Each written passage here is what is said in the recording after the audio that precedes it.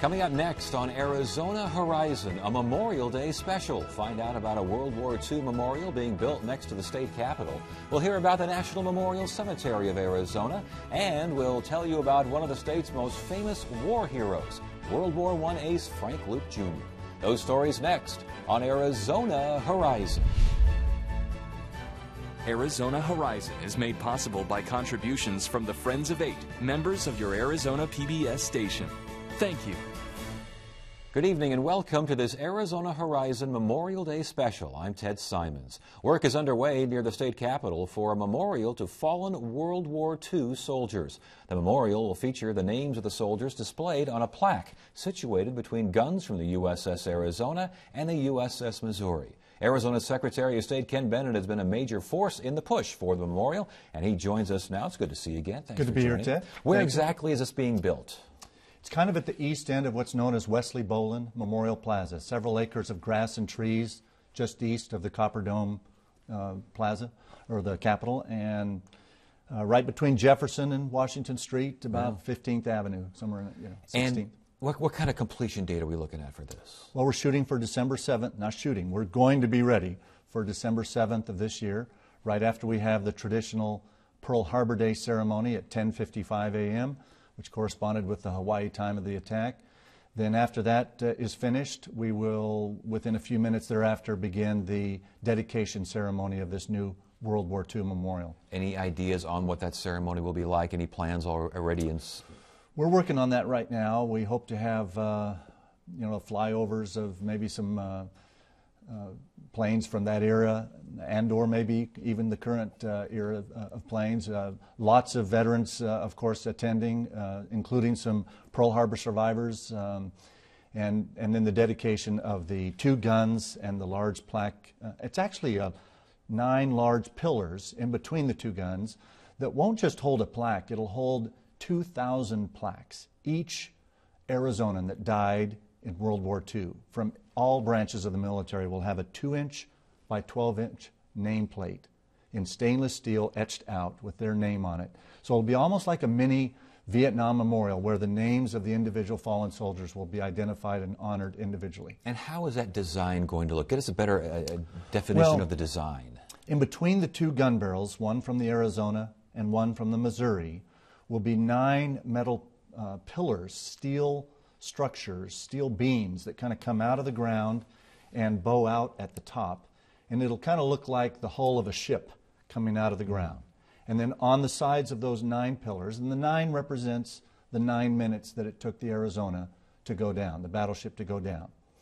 But on the sides of those 9 steel pillars will be these individual name plaques of the around 2,000 Arizonans who lost their lives in active duty during World War II, and they will each have a nameplate hanging on. And the nameplates will hang so that when the wind blows, it'll be able to, they will move, and you'll get the feeling of maybe a wave or motion. It'll be very powerful. Sound with those? No, there won't. Well, I don't know. I doubt that any sound will be created, but you'll get kind of a visual of movement. The USS Arizona and the USS Missouri, very important. I want to talk about how you procured the guns next here, but the fact that those two battleships are involved here, talk about why that's important.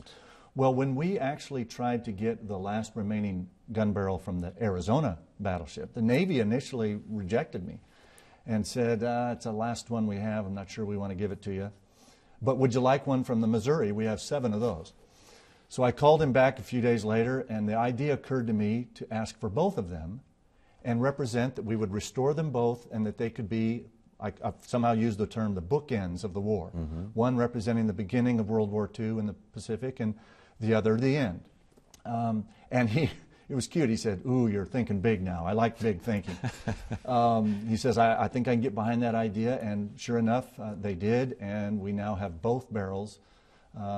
And they've been restored, and we're anxiously working on getting the foundations built so that they can be put on the foundations, and then the names of the individuals in between. It really is amazing. I mean, the USS Arizona, where things started, USS Missouri, where the treaty was signed, and things ended. That being said, these guns are huge. Talk about the logistics of how big are they? Well, the Arizona barrel is 54 feet long, shoots a 14-inch shell over 20 miles, and the Arizona barrel itself weighs about 70 tons. My goodness. The Missouri barrel is 14 feet longer, 68 total feet in length, shoots a 16-inch shell, and weighs 140 tons. One barrel, 140 tons. So almost a quarter of a million tons between the two barrels. And where were they? They were both in naval storage yards in northern Virginia. One was at a place called Dahlgren Naval Storage Facility, and another, I think, was at St. Julian's Creek, but both back east. The Arizona barrel had been removed from the ship just prior to the attack at Pearl. Else we would not have it, because all of the barrels that were on the ship either went down with the ship or have been cut up and melted down years ago. But this one had been removed, was back east being relined. There's an inner liner. After you shoot so many shells through it, you have to change that inner liner. This barrel was back east when the attack at Pearl occurred. It was later used on the USS Nevada, another battleship of that era. It was actually used at D-Day, and then was later removed from the Nevada and has been in storage for 50 plus years. As far as refurbishing, how much needed? A lot of it. Yeah. These had sat in a grass field in northern Virginia in the rain and the sun for 5 or more decades. Lots of rust, but everyone from Eagle Scouts in the community to the Arizona Air National Guard have participated in scraping and then eventually sandblasting and repainting, and it's been amazing. Who designed this particular memorial? Well, DLR Architectural Group in Scottsdale heard about the project and was an early volunteer business. We're not using any tax dollars, so whenever businesses expressed an interest, and DLR was one of the first ones, they said, we'll help you design.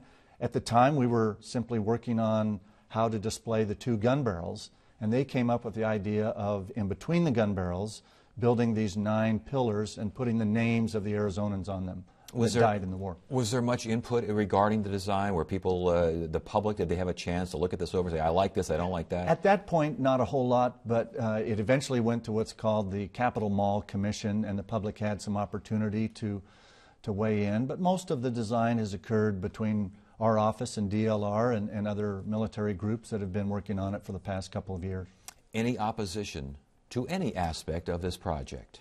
You know, originally there was some concern that the gun barrels on display would maybe represent more of the violence of the war than we wanted to remember.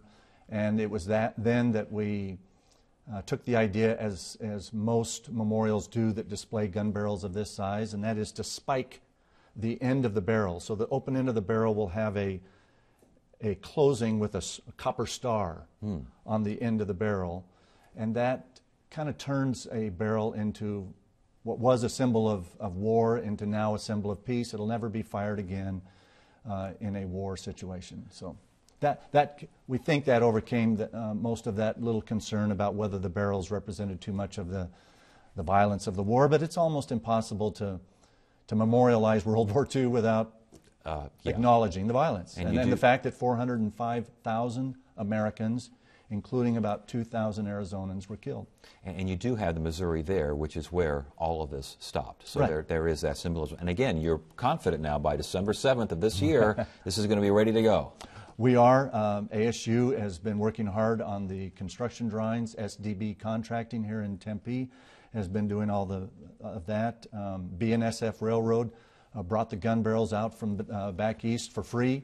We've got lots of companies. Schuff Steel has donated all of the steel for these 9 pillars, and many other companies that I don't have time to go into individually, but we're not using a dime of tax dollar. Everything is either private contributions in cash or private contributions by companies that are providing in-kind services. Well, it sounds like quite a project. We're looking forward to seeing the dedication. Thank you so much for joining us. We appreciate it. My pleasure. Thank you.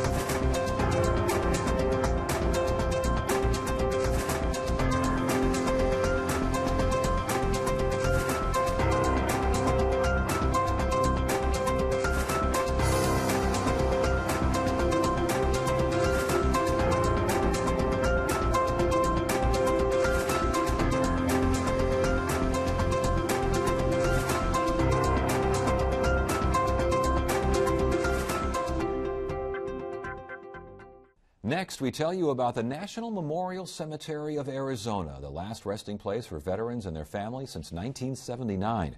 Jerry Rainey, the director of the cemetery, is here to tell us more about the facility. Also joining us is the cemetery's administrative officer, Deborah Ryan. Good to have you both here. Thank you so much for joining us. Where is this national cemetery?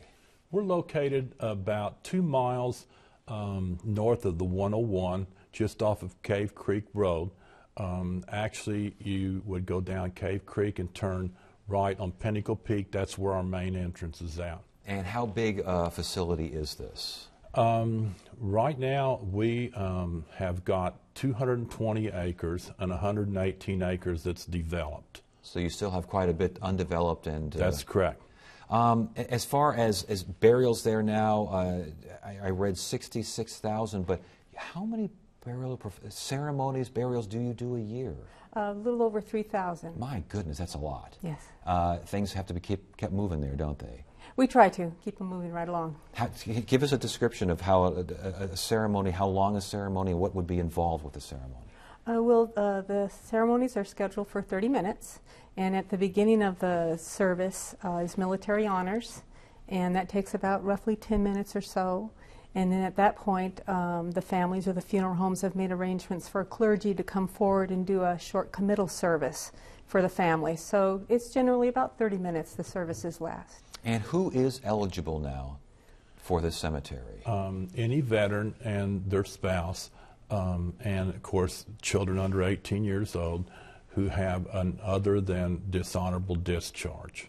Okay. As far as the assignment of grave sites, how does that work?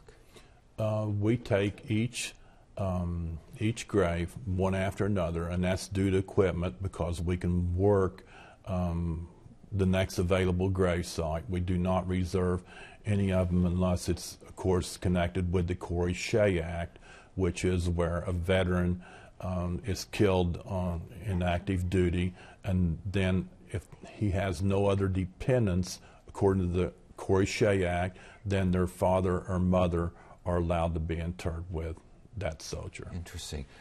Describe the appearance of this national cemetery. It's really nice. It's a desert landscaping, and we're surrounded by mountains all the way around. It's very peaceful, and it's really a lovely cemetery. Is it desert landscaping? And obviously, certain parts of the country would be considered, but is that relatively unusual?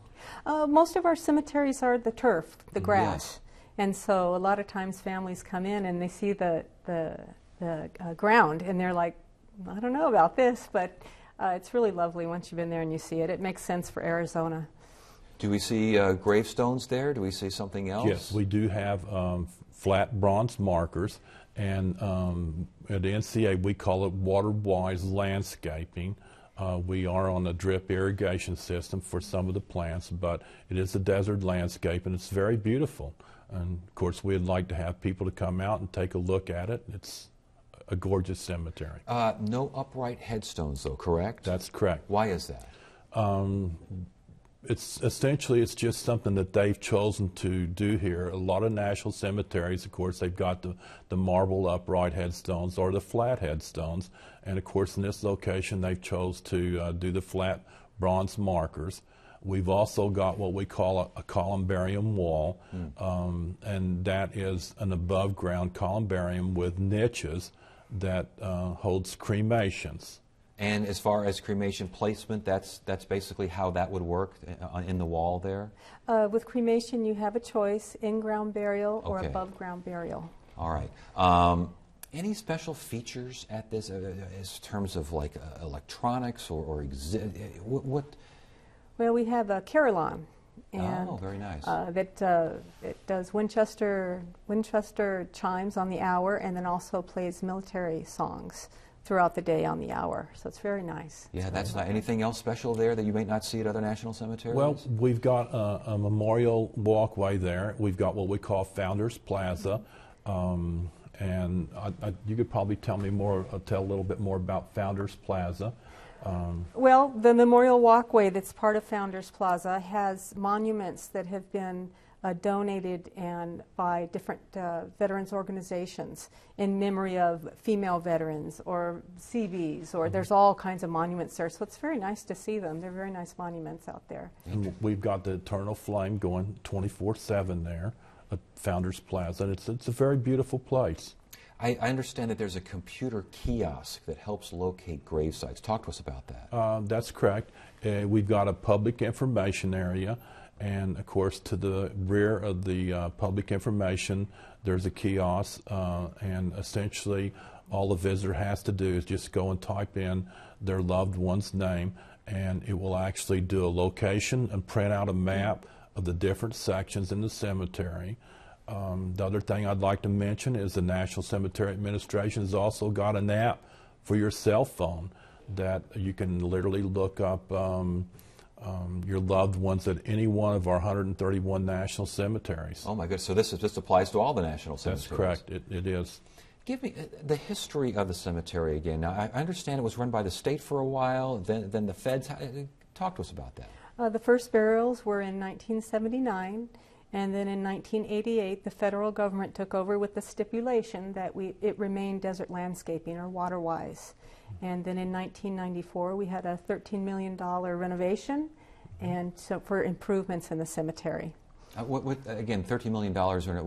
What's involved with that kind of? They built the visitor center, which was really lovely, a large glass building. We expanded on the roads. We built some more communal service shelters to help for the families, and also water retention areas, so the heavy rains, there's not an issue anymore. Everything's taken care of. It goes smoothly. And hopefully, yes. Yeah. As far as development is concerned, surrounding homes and these sorts of things, how close are they? Well, we're sort of still out in the middle of nowhere. Are you really? There's we're nothing still to the isolated, yes. Yeah, there's nothing to the north of us. This sort of area. There's a mobile home park and some houses. We're still kind of out in the middle of nowhere, yeah. So we're still kind of not populated there. You mentioned how much developed land there was, how much is still undeveloped as far as the cemetery is concerned. Any threat of reaching capacity anytime soon? Because it sounds like there's a lot of activity out there. Well, we're actually, within the next couple of years, we're going to expand with more columbarium walls for above-ground cremations, and of course, we've got a lot of undeveloped land, so no, at this point we are not concerned at all with running out of space, and of course there's plenty of area surrounding the cemetery. So. Is this the only National Memorial Cemetery in Arizona? We also have a satellite cemetery in Prescott, Arizona, Oh. and we manage that cemetery as well. It's located across the highway from the VA Medical Center up in Prescott. And is that bigger, smaller? How does that compare? It's a smaller cemetery. It's 6 acres, and there are approximately 3,000 in-ground burials. And we, not too long ago, built a columbarium wall, so it's closed to in-ground burials, but it's open for cremation placement in the wall. Okay. Last question. What should people know about this cemetery? What kind of information do you want to get out? Well, we want to get out that we're there, and we are a service to the veterans, and it's free. It costs nothing to the family, and it's a benefit that they deserve, and of course, we're here to take care of the veteran. What should people know about this cemetery? It's really beautiful, and come out and take a walk and spend some time there. It's very peaceful and very nice. Well, thank you both for joining us tonight on the special edition of Arizona Horizon. Good to have you here. Get the inside scoop on what's happening at Arizona PBS. Become an 8 Insider. You'll receive weekly updates on the most anticipated upcoming programs and events. Get the 8 Insider delivered to your email inbox. Visit azpbs.org to sign up today. We wrap up our Memorial Day special with a look at an Arizona World War I ace. Phoenix native Frank Luke Jr. was the first airman to receive the Medal of Honor. Luke was nicknamed the Balloon Buster for the many German observation balloons he shot down. We take a look at the life of Luke in this piece from producer Paul Atkinson. Few 21-year-olds have statues erected in their honor. Fewer still are the number of young men who accomplished what Frank Luke Jr. did.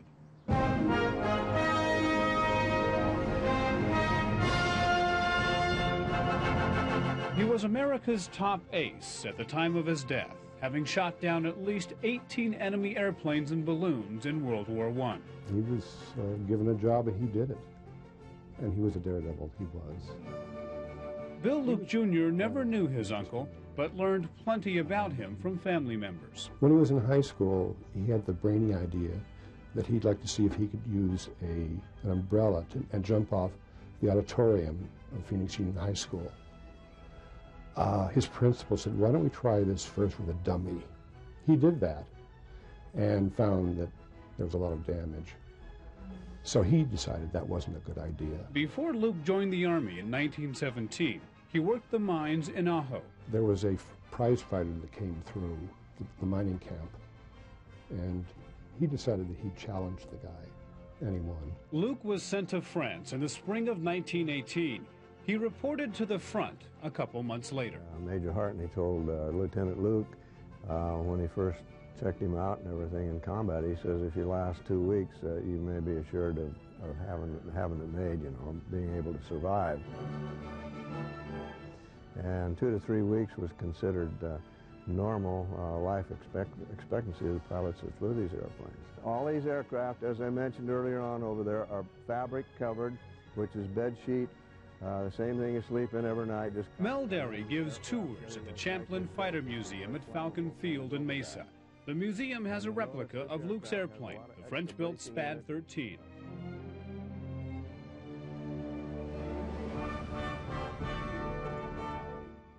Luke preferred to go after the most dangerous of all targets, observation balloons. It wasn't uncommon if you went down and around a balloon trying to shoot it down, you'd end up being shot down yourself from the people on the ground. So that was the reason most people avoided it. Luke's passion for downing balloons earned him the nickname the Arizona Balloon Buster. He was the most daring aviator, the greatest fighter pilot of the entire war. His life was one of the brightest glories of our air service. He went on an 8-day rampage and shot down 14 enemy aircraft, including 10 balloons. Captain Eddie Rickenbacker. After his 2 closest friends died on balloon-busting missions with Luke, the Arizonan began going it alone and was grounded by his commander. And on the way back, he shot a balloon down, came in and landed, and his base commander says, put yourself under house arrest, you're going to be court-martialed. So that really upset him, so he went out, got in his airplane, and left a note and said, watch the 3 bags on the Mius River. The Arizona Balloon Buster found more than a half-dozen German fighter planes waiting. Nearby French residents claim Luke downed 2 German planes, but were never confirmed. He went on to shoot down all 3 enemy balloons, but Luke would not return to base to face the consequences of defying orders. He had been hit by anti-aircraft fire. Luke saw the congregation of German soldiers, went down and strafed them, and supposedly killed maybe 6 of them, and then went around and landed adjacent to the village. And that's when the Germans approached the airplane expecting to capture him, and he wasn't there. No one knows for sure what happened next. Historians believe Luke got out of his airplane, but died from his wounds before the Germans could kill him. Luke's death made the headlines back home, his brief life gone, but not forgotten. I think he was an extraordinary boy who met an extraordinary challenge and did the best he could. An Air Force base is named in Luke's honor, a reminder of his success and sacrifice. Our men and women have served as, peacekeepers, and a lot of them have lost their lives.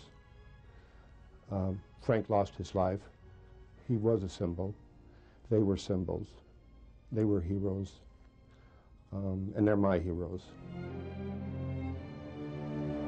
Luke is buried in a military cemetery in France. His simple cross does not boast of his accomplishments. Those speak for themselves.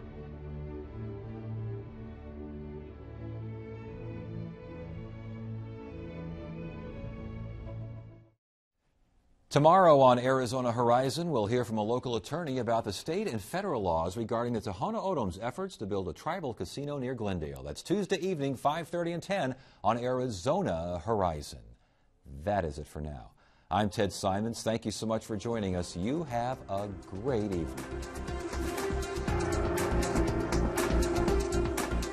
If you have comments about Arizona Horizon, please contact us at one of the addresses on your screen.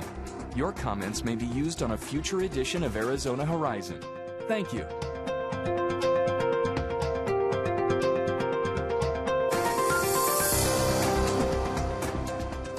Arizona Horizon is made possible by contributions from the Friends of 8, members of your Arizona PBS station. Thank you.